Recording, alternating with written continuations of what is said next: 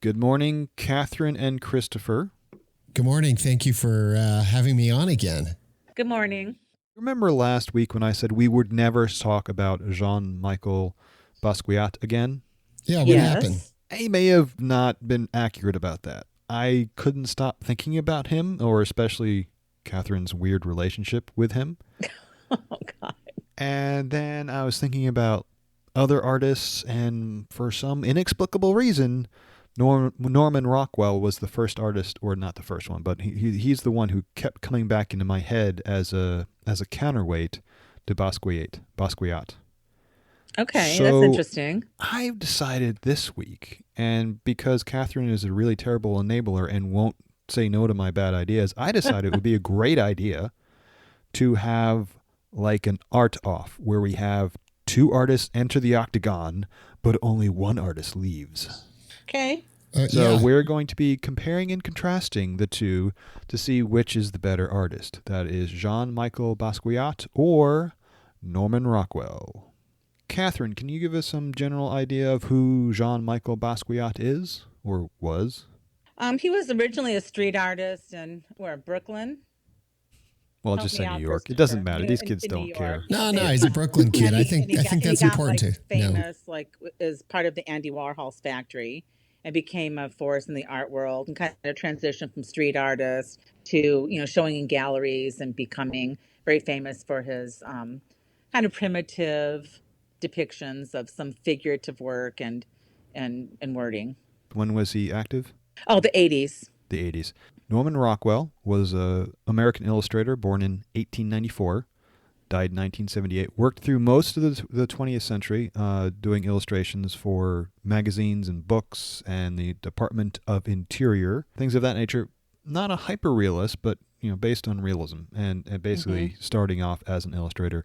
And my contention is that some of his works bleed over into the world of art because of their emotional content. So what we're going to do today, we're going to actually look at a specific subset of paintings from each of them. We have 4 or 5 pieces from each, and try to come up with some consensus, hopefully, between the three of us about which is relevant, which is better, maybe trying to make some sense of all this together, because clearly some of us have some blind spots when it comes to Basquiat, and some of us have some blind spots when it comes to Norman Rockwell, because it's not there are no cowboy paintings here. Yeah, I thought that was This is interesting. not Before Remington. the show got started, Catherine had said there's cowboy art in one of these. Oh, boy. Which I thought was funny because when she said that, I re-looked at the painting because I thought I saw it wrong. Actually, Native American. Right? I mean, those are Native Americans. It's a Navajo family. So, oh boy. And they're looking at a dam in Arizona. Is it because of the flying birds that you think of the cowboy scene? I think it was the guys on horses. The Navajo mother on horseback made you think of cowboys. If we're talking about first impressions, that was my first impression. And then I looked at it, I realized what it was, but that was my first impression. Catherine, I think you need to give these pieces a little bit more time to breathe. Don't prejudge so much. Okay, talk about the piece. Well, did you have something to say, Christopher? Well, are we going to choose certain pieces? Because if we do choose the Native American one, which I believe is entitled Navajos at Glen Canyon Dam, there's an interesting piece also that we're looking at, which is called Beef Rib Longhorn. Right. And if anything's cowboy-ish, or I love it. Those would be two contrasting pieces, because on the one hand you have this very detailed rock with the Navajo sitting on atop of a horse, and interesting enough, there's like a very thin dog that almost looks like it's being tied down by the massive electric power lines that are being generated. Yeah, by it really the does. Dam in the background. I guess what we should do, I was going to start with the connoisseur, but let's jump in with Navajo family at Glen Canyon Dam.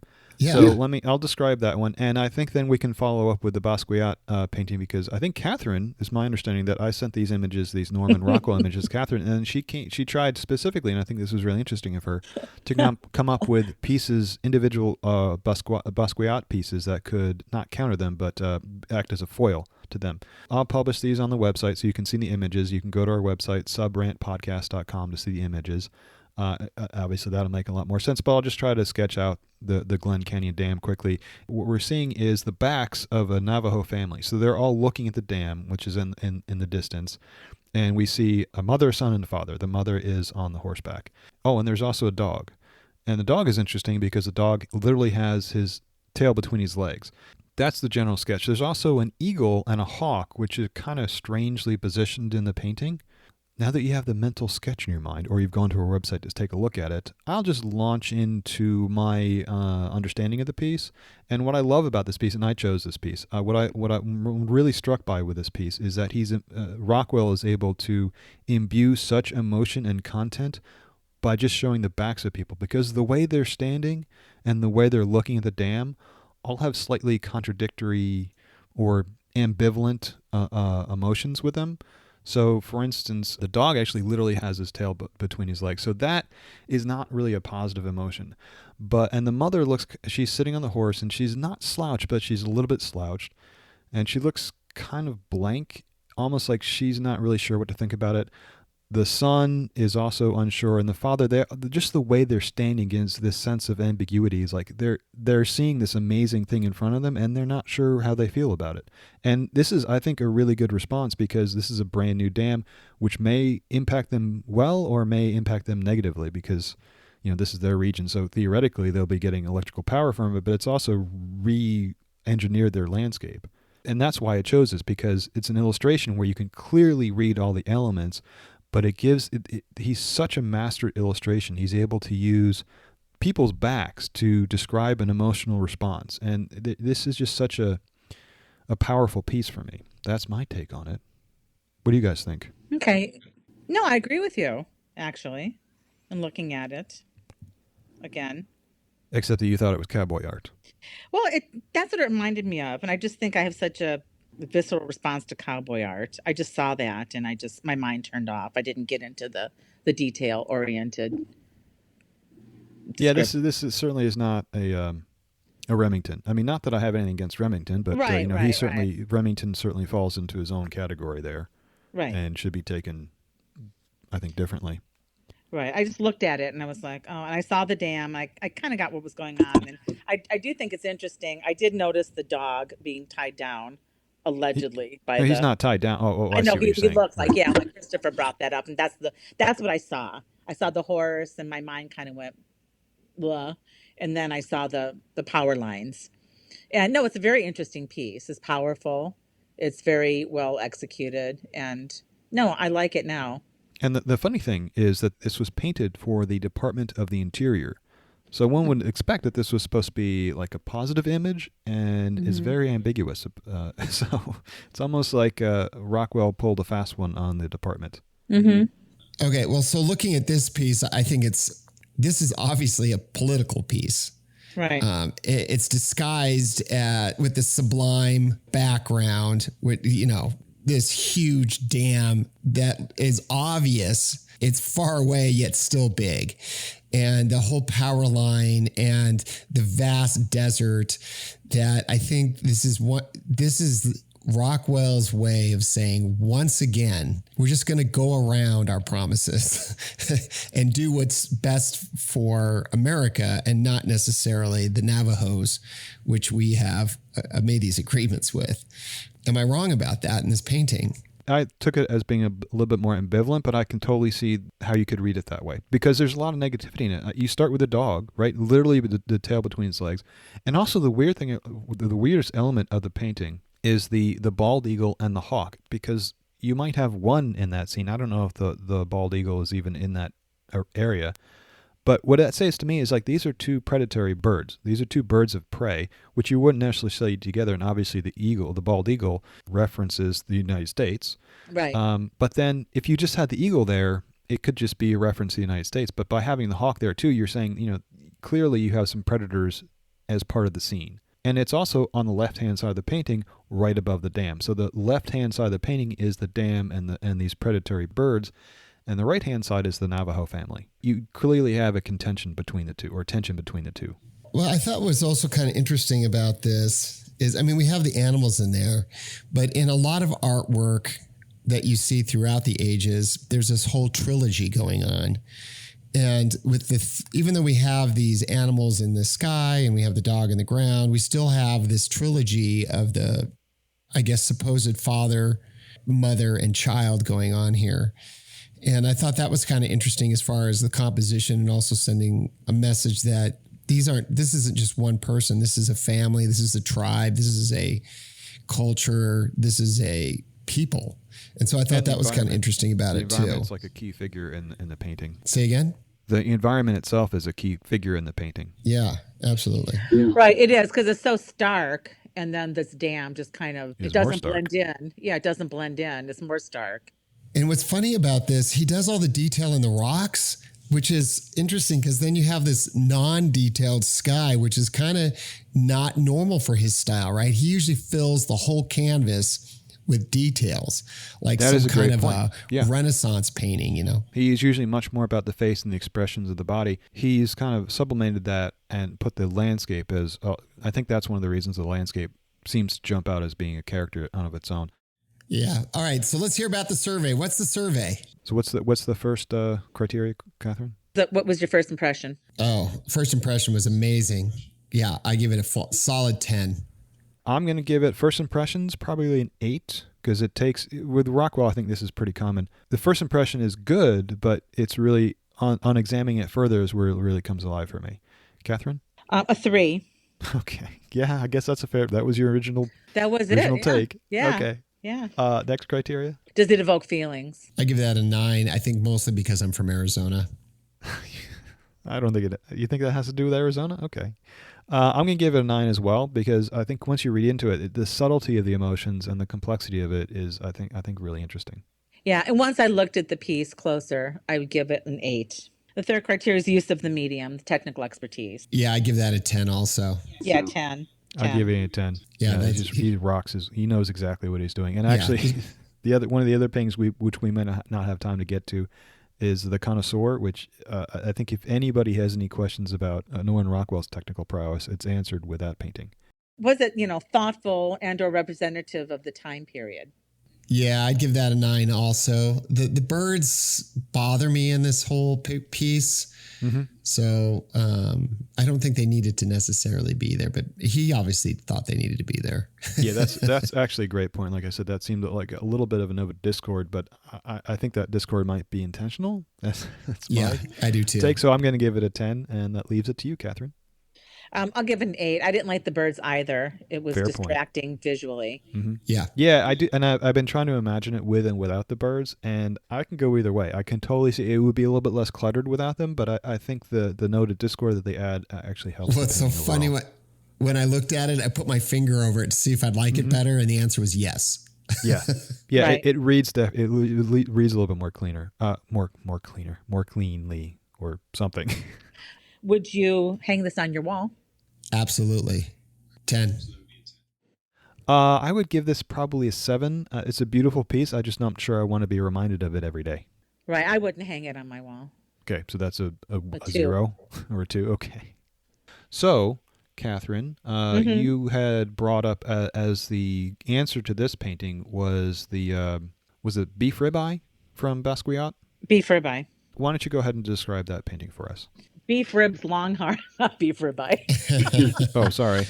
Beef Ribs Longhorn was made in he painted it when he was 21 years old. It's an acrylic and oil stick on a paper collage. It's an image of a large animal with red eyes and evokes some emotion, maybe anger or sadness. He wrote this as a kind of a statement of America in the 1980s, which was about pop and mass production. And it was about something being born and doomed. That's what people have about it, about the piece. The piece, interestingly, and it was hard to find stuff about his work. A lot of the stuff was like copyright protected. People aren't commenting. I mean, there was just a lot, and I just kept looking at it. The one thing I saw, it was involved in a thematic installation of. So, are you saying this was commissioned? What? Go ahead. What? Did you? So this piece was commissioned also? No, it was just in a thematic installation of works depicting figures and exploring what it meant to be human. It was an exhibition, like an installation called Creative. So it raises the issue. He was looking at how do people view certain animals. And the words, like when I looked at it, it was like the words. It's like when I looked at it, it's like at first, you know how like in butcher shops or sometimes they have like, when they cut up the animal and then there's just like words about like the sirloin or the this or Yeah, that. yeah, yeah. Saying that's what it looked like initially to me. That was my first impression of the piece. Hmm. But the words that he uses, it's like Texas $14,000 brand name. And then there's like right above the left horn, it says a bald eagle with a ribbon in its mouth. Well, I think it's funny that you said the word doomed because almost all the words suggest that. And the one that I found humorous, so this is a little bit of humor in here. If you look kind of near the mouth, it says milk, but underneath that, it says aliens. And Persia. Well, and then that little crown is his signature. That's how you know it's his piece, right? So I thought that was funny because in the 80s, which is when this piece came out, there was a lot of stuff in the news about cattle mysteriously being chewed up by some monster, possibly aliens in the night. And he threw it in there. So it's like, and then of course he's got it. And you said something about the butcher shop. It almost looks like the wording on the back has been written on old butcher paper, because I actually happened to work in a meat shop for many years as a young man, as a kid, really.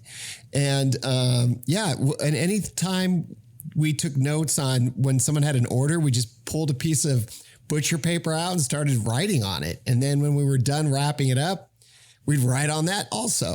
And this reminded me a lot of that. Yeah. So that was, I mean, I'm, sorry I thought that other piece was Cowboy Art. It's kind of funny to me now. When I saw this initially, it was very off-putting. And then the more, again, like with Basquiat's work, the more I look at it. And I really love this piece now. I can't even tell you why. Again, I just like it. On my scale, first impression, I just thought the cow, the longhorn, looked, angry and sad. Kind of in his little mouth. I don't know. It's like he was spewing something. Well, didn't he do a couple of bowls like this with the little circles, squiggly squircles on the butt? Seems like I remember some other ones like that too. Yeah, there are some images like where you can see that. Even in another piece, like you can see like the bull horns. Oh, right. When I saw this piece, obviously it's a very impactful piece because you have a largely white canvas with a completely jet black cow drawn, kind of like a monstrous cow. It's not a friendly cow. Yeah. No. And so that that kind of punches you in the face a little bit. So it has an impact there. And then I tried to start reading some of the words behind it. I didn't see as much sense in those words as you guys did. It was hard for me to get through it because I saw sprinklings of, there's literally a section of the Constitution in there about there is, yes, soldiers and Indian fighters and aliens and phallic, and I tried to get to a different, a second level of understanding through the words, but as far as I could tell, the words just seemed to be random. Yeah, that was one discussion about it, and just in his work in general, that his words seemed random, but they were very well thought out. And as I was reading the words, and who knows? I mean, we can't ask him. Everyone makes up their story. We're making up a story about this, right? I mean, I look at it and I think, I thought I saw Cowboy Art in your Rockwell, and now I'm like seeing this like, butcher paper thing. To me, as I was reading the words, it seemed like there were different themes. And the one with the Constitution about this, no soldier shall in time of peace, and then without consent of owner. And there was some ownership. So I saw like some, and it was a little evocative of like trade, obviously, with the Texas 14,000. And then at the top, it's like, total raw steel, cotton, man hours, tobacco. Yeah, I don't want to read the whole thing, but like I said, I didn't feel like that I couldn't create a narrative from the words in any way. Yeah, or even nowadays, I'm looking for a narrative, or I'm looking for some way more maybe poetic, where the words themselves don't make sense, but in context they create an emotional response or have some other meaning, and that's where it almost felt like it was taking away a little bit from the painting. I think if it was just the bull, the impact of the bull might be a little bit stronger. So let's go ahead and do a quick survey on this based on your, was it 5 criteria? Oh, may I cut in just really quick? I'd like to compare the two as being similar. I don't know that they're similar. Well, I think there's a couple. I don't know exactly why I feel this way, but I both, like you said earlier, I both feel that there's some kind of a doom in the message that's it's in place in both of these. Also, I thought between the two of them, I thought it was kind of interesting that the way they did the frame. So, for example, as you have Rockwell who did the traditional frame, and it says, okay, this is how art looks, right? And then, and here on this other piece, beef ribs, we got this exposed ribs. And I almost feel like, the frame, I don't know, for whatever reason, it reminds me of the dog, because the dog was showing its ribs. And then you have this exposed frame, like you're seeing the ribs of the canvas. I don't know. It just has a feeling like desperation, a little bit of desperation in there. Right. And to me, it was like that the animal or humans or, the Constitution, whatever he was referencing, the soldiers, like that it was all a commodity. Yeah. And that Texas 14,000, it wasn't really about the animal. Like, how do we view animals? We view, a lot of people eat them. How do we view? All right. I mean, I guess you can see that, but it seems like a bit of a stretch to me. Though I will say I think that was an interesting point you made about the framing on this piece. And I think basically it's a very weirdly constructed piece because the struts of the frame actually go beyond the painting itself. And it's cut out in the corners. And this is not framed or a piece that would be easy to frame. So I think it's a very conscious decision on Basquiat's part. I think this helps the raw emotional impact of it to have this almost discarded, like the cow may have been discarded, this discarded platform for the work itself to be a little bit more raw. Whereas with Norman Rockwell, I wouldn't say that he was really thinking about the framing of it, but all his focus is on the image inside the canvas and not really so much how that canvas would be represented on the wall. Interesting. So, do you want to run us through those categories and we can score? Oh, we can score. Okay. What was your first impression? I give it a 9. Wow. Okay, so your first impression is a 9. My first impression would probably, let's see, I'm going to give it a 5. No, I'm going to give it a 6. I'm going to give it a 6 because, like I said, it kind of punched you in the face. Catherine, what's your number score? A 9. Wow, okay. That's pretty good. What's the next criteria? Does it evoke feelings? For me, absolutely. I don't eat beef. And so when I see this, I go, okay, yeah, these are the reasons why animals, like people, are eventually just going to be butchered, either mentally or physically somehow. And so I thought that was my emotional pullback from this. 8.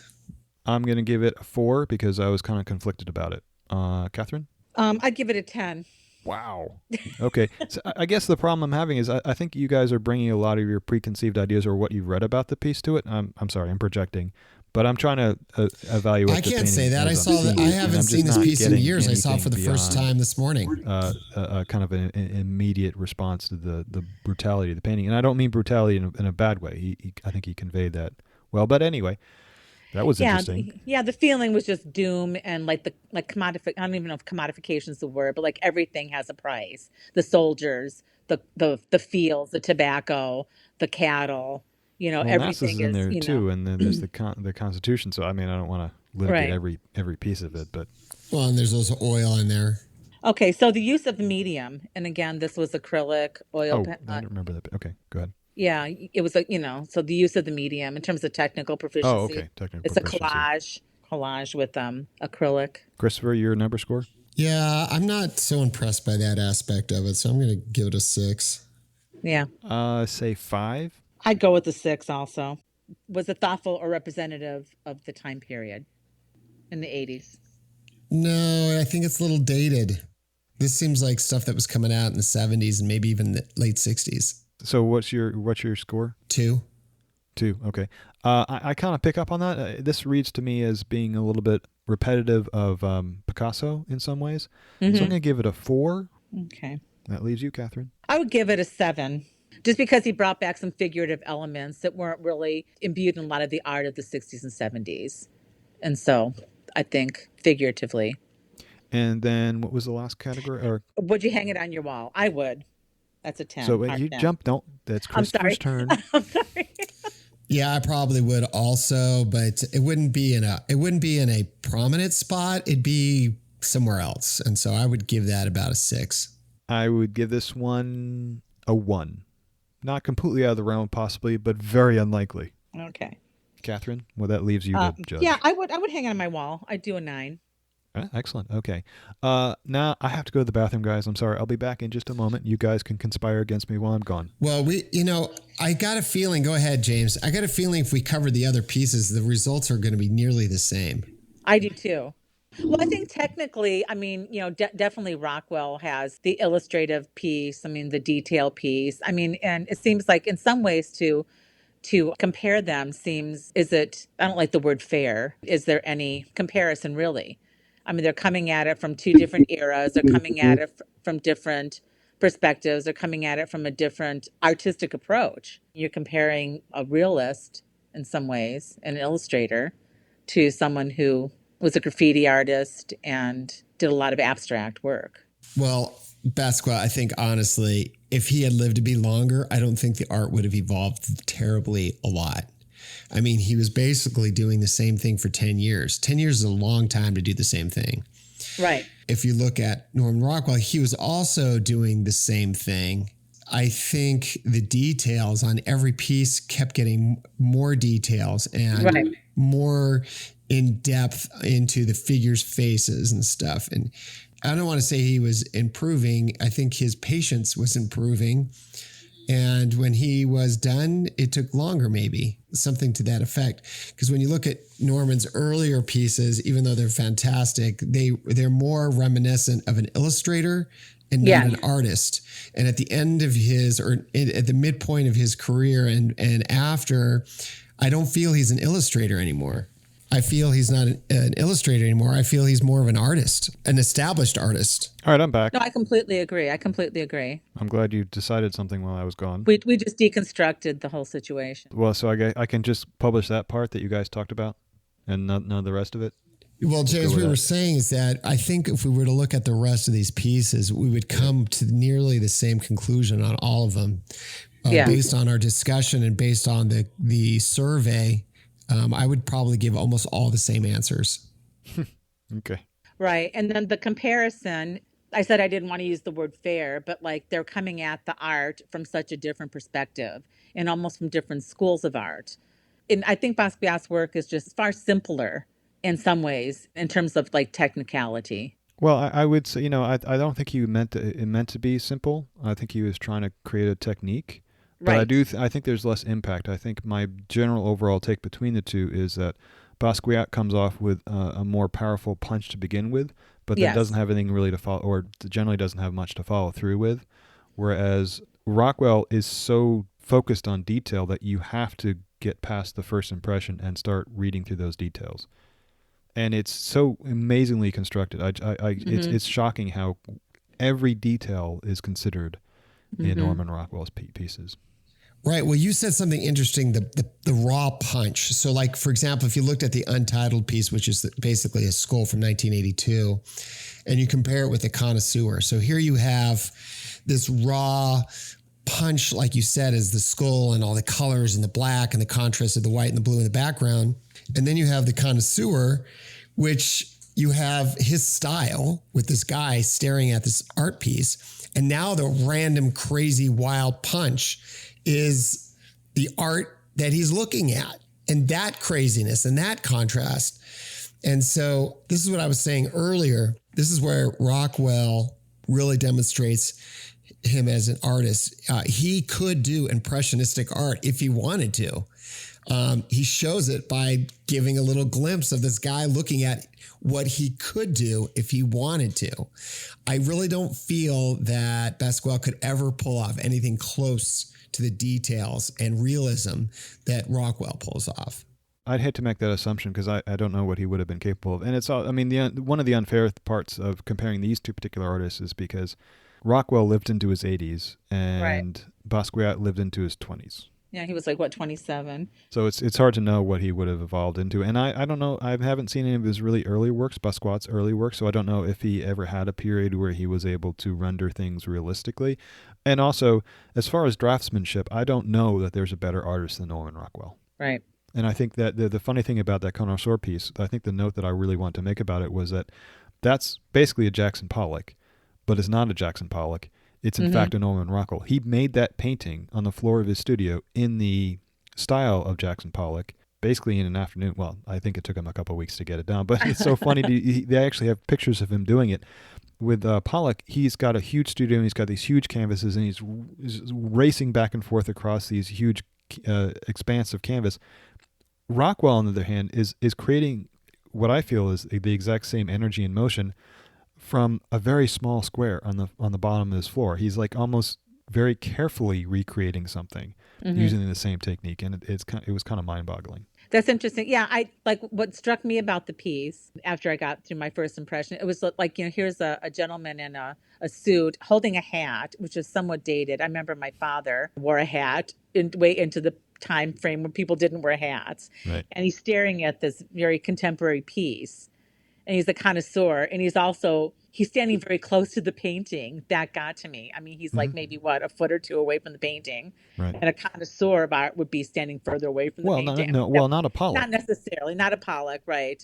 That kind of like old school styling of the clothes. Looking at it was almost like two generations, like someone trying. It's like, is this good? Is this art? Looking at that. That's what I got from the piece. Exactly, and that is very specific. That is characteristic of Rockwell. I mean, he will put the details in for very specific effect. He's not only holding a hat and he's in a suit at at an art gallery. He's also holding an umbrella. Right. Yeah. The hat stuck out to me. It just in my mind right now I can see the hat. I love the duality of the painting. Yeah. It's Norman Rockwell down to the Q, but then it's also his contemporary artists. This is what they're doing. So you're getting both. You're getting the best of the 1950s kind of smashed together. Right. And then really, I know we should probably just get on with it and leave it because as you guys accurately sense that we're going to go in the same place with all these paintings, generally speaking. Oh, I do want to make one note on that Basquiat on the head, the portrait. This is a painting that I think a lot of people will look at and say, well, I could do that. And to some degree, I'm going to reject that idea because yes, I would too. As a painter, someone who's worked with colors and painting for 40 years, I know the subtlety that is required to manipulate colors and variants of colors to get that kind of effect that he's got there, that Basquiat has in that head. Those blues, those yellows, those reds are balancing in a way that shows me that he has a good grasp of color theory. Well, not necessarily color theory, but just a good grasp of color. Right. So this whole episode basically was set up so that I could talk about one more painting. So I do kind of want to throw it in. We don't have to talk about it in depth, but it's probably my favorite Rockwell painting. And that one is, can you guess? The one that just got sold or is going to be sold or just got sold, the Boy Scout one? No, it's actually one of the ones I sent you. It's Lost in Paris. Really? Which is, yes, it's a cover for the Saturday Evening Post, which is an anchor for his career. This is how he got started. It describes most of his career. And let me describe it first. This is a Parisian scene, and we see two dyed-in-the-wool Parisians, a very beautiful, young, very well-dressed 20-year-old female, and a also immaculately dressed Parisian policeman with his cape and his hat, and he looks perfect. Policeman's slightly in the background behind the woman, and he's clearly a much larger person. Just look at the size of the heads. You can clearly see he's a much larger person. He's bending down over her, and he's still taller. So this is a big guy, tall, not thick in any way, very skinny Parisian, but he's kind of looming over this young woman, and he's clearly exasperated and just yelling, or not necessarily yelling, but arguing fiercely to something. We don't know exactly what the dialogue is happening here, but there's a clear dynamic that's being set up.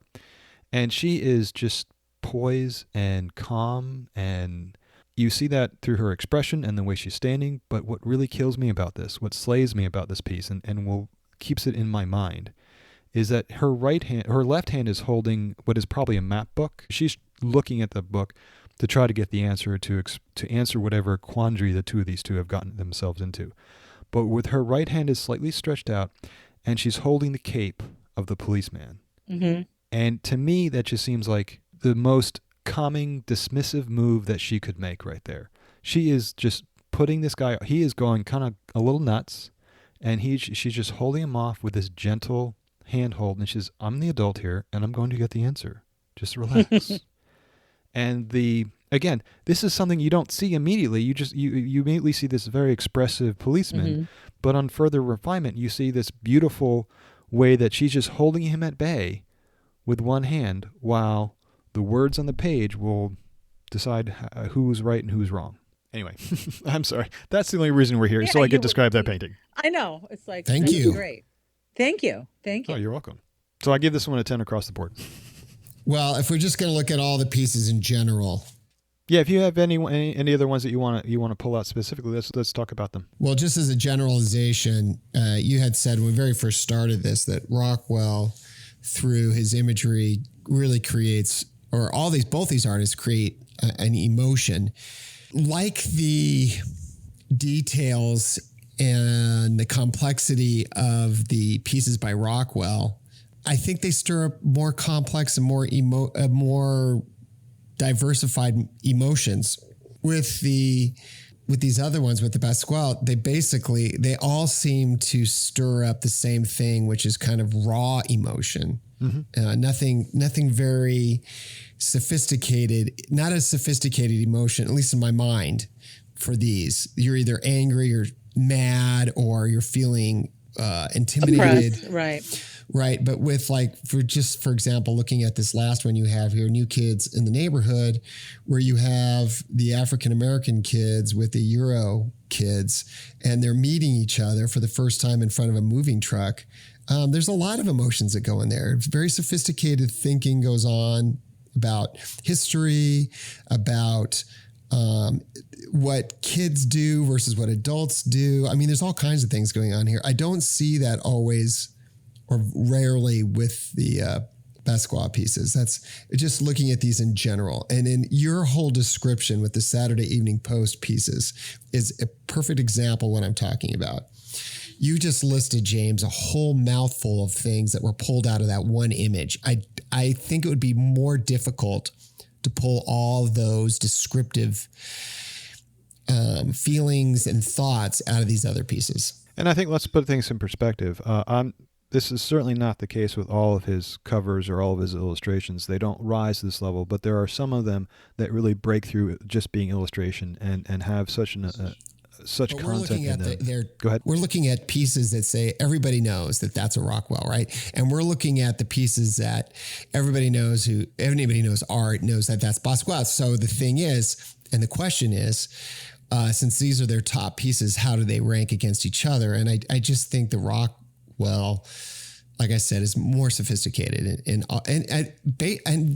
that's an art to itself, that primitive art too. I mean, Picasso, like you had said also earlier, that's where he evolved into pulling out all this primitive and primal art that was coming out.